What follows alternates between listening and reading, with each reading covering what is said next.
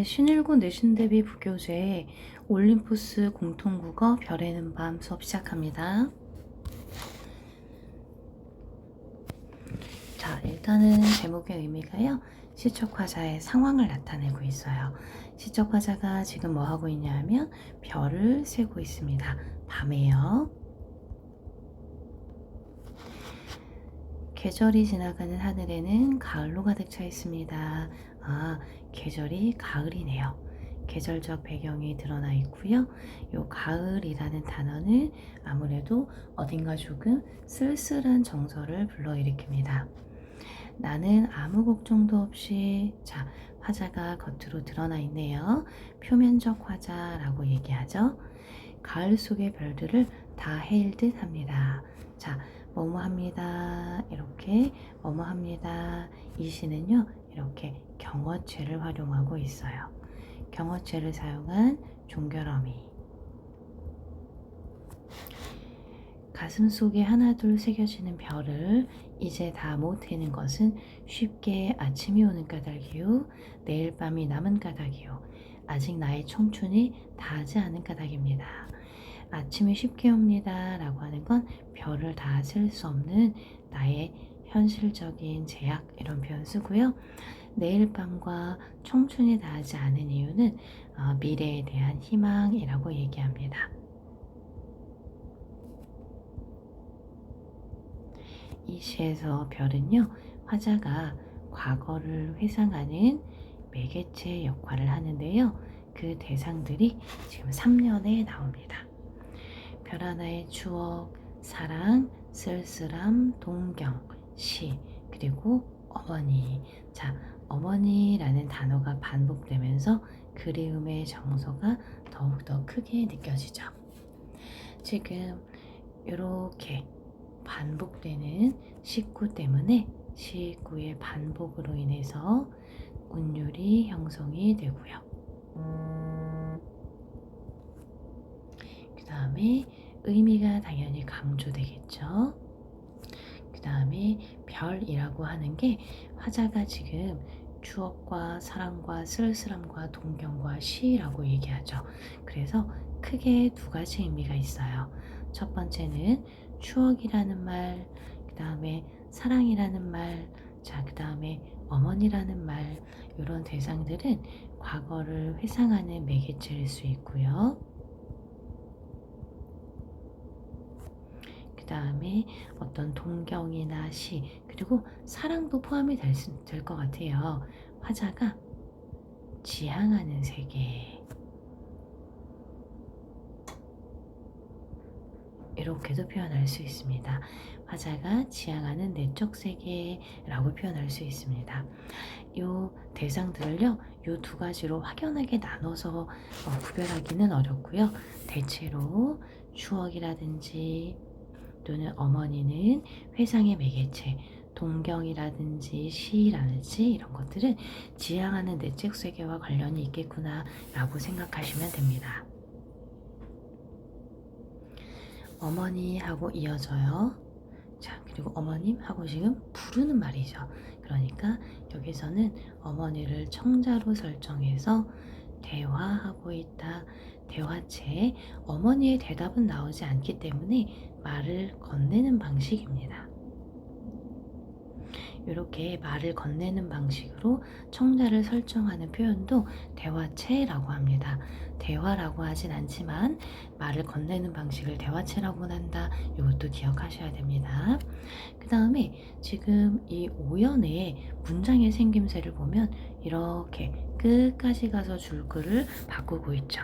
우리가 이런 것을 산문 형식이라고 하거든요. 오연에서 이렇게 산문 형식으로 표현을 하면서 호흡이 조금 빨라집니다. 왜냐하면 쭉 줄글로 이어져 있기 때문에 행을 나누어서 끊어 읽게 되지 않잖아요. 그래서 호흡이 조금 빨라지고요. 그 다음에 지금까지 가지고 있었던 리듬과는 조금 다른 산문적 리듬이 들어가게 되죠. 나는 별 하나에 아름다운 말 한마디씩 불러봅니다.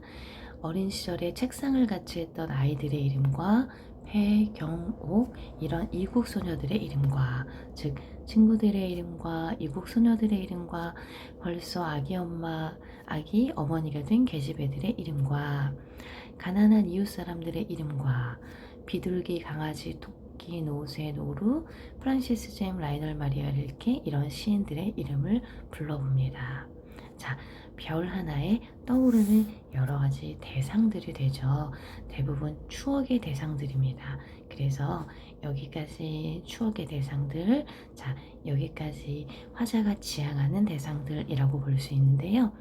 비둘기, 강아지, 토끼, 노새, 노루 같은 것들은 어떤 순수한 자연의 의미가 있고요.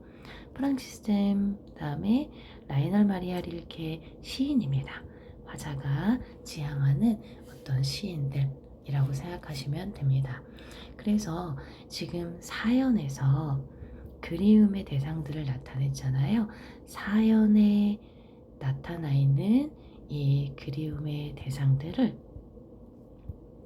오연에서 아주 구체적으로 펼치고 있습니다. 이게 특징이에요.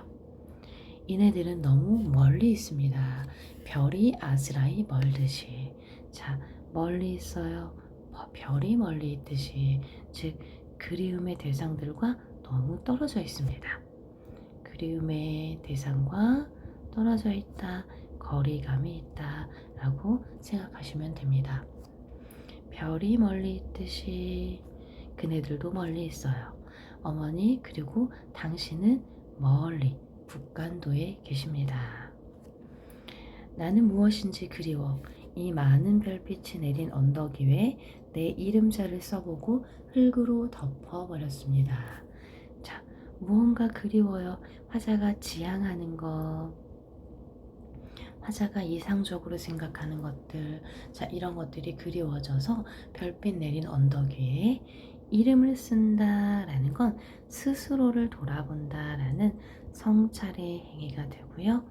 흙으로 이름을 덮어버렸다라고 하는 건 부끄러움을 느꼈다라는 뜻입니다.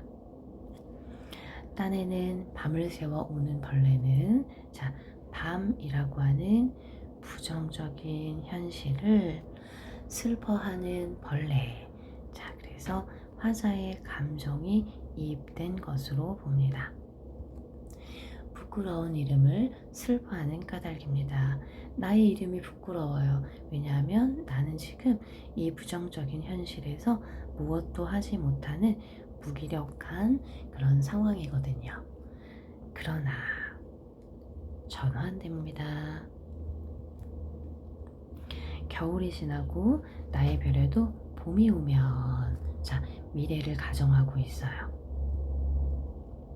그리고 봄이라는 긍정적인 시간을 가정해 봅니다.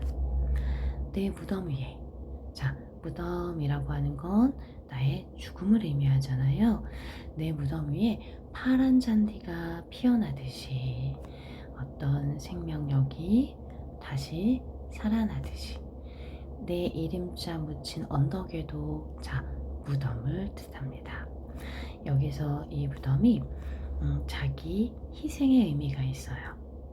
부정적인 현실을 자기 희생을 통해서 생명력이 넘치는 희망과 생명력, 자, 이런 것들을 이제 이루어내겠다라고 하는 다짐으로 볼 수 있어요.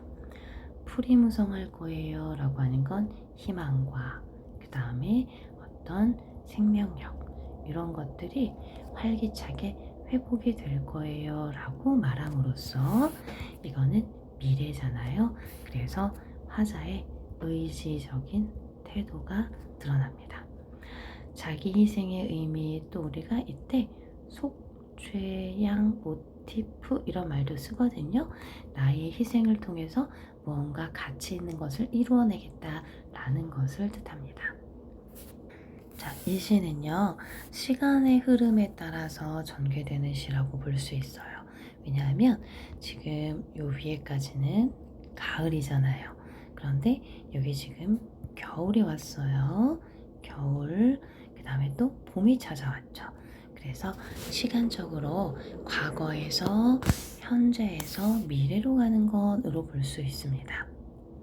자, 과거에서 현재에서 미래로 간다 라고 할 때, 자, 과거, 현재, 미래는 이렇게 보시면 돼요. 자, 여기까지는 어떤 과거를 그리운 대상들을 떠올려 보는 것이라고 하면, 현재는 자신에 대한 반성, 성찰, 그 다음에 미래는 희망을 가진 공간, 시간적 배경으로 제시되어 있다라고 볼 수 있습니다. 자, 이게 계절이 가을, 겨울, 봄으로 간다고 해서 과거, 현재, 미래가 계절과 대응된다는 의미는 아니고요. 계절의 변화와 함께 시간의 변화가 제시되었다. 이렇게 이해하시면 되고 각각의 태도들을 보시면 될 것 같아요. 자, 그러면 관련된 문제 풀어보고 현장에서 질문 받겠습니다.